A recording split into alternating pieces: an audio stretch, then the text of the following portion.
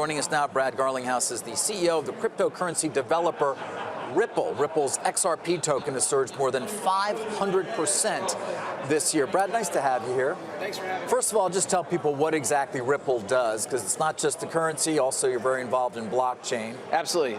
So Ripple sells a blockchain technology to banks and payment providers and other financial institutions to do real-time settlement between banks.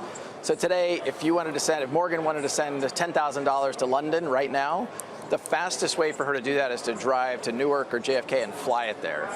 Our view is, in a world of the internet, you can stream video from the space station, you should be able to do real-time settlement between banks, and we sell technology to banks to do that. And the banks are getting on board with this because I know there's a lot of paper pushing and also a lot of money attached to those settlements. For sure. So we have over 100 banks working with Ripple today around the world.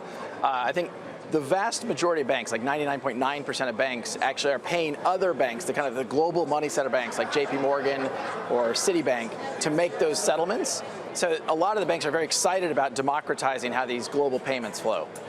There's a belief that, you could transform the global payment system over time, although then the alternative argument is you need a centralized, you can't have it decentralized, that it actually benefits from efficiencies. I would assume you come down in the latter. Yeah, for sure. I think anytime you can do something without that central counterparty, you're going to reduce friction, which is measured by time, cost, speed.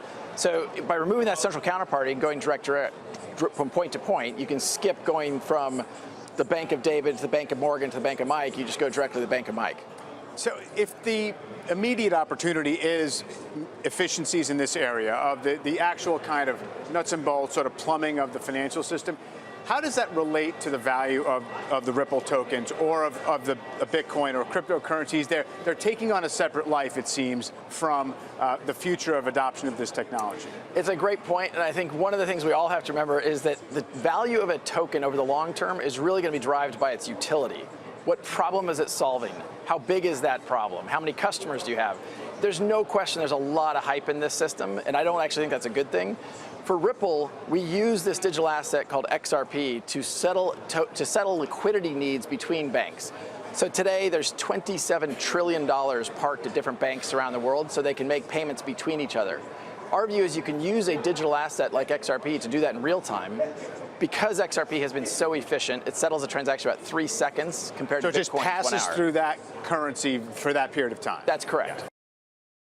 Hey there, thanks for checking out CNBC on YouTube. Be sure to subscribe to stay up to date on all of the day's biggest stories. You can also click on any of the videos around me to watch the latest from CNBC. Thanks for watching.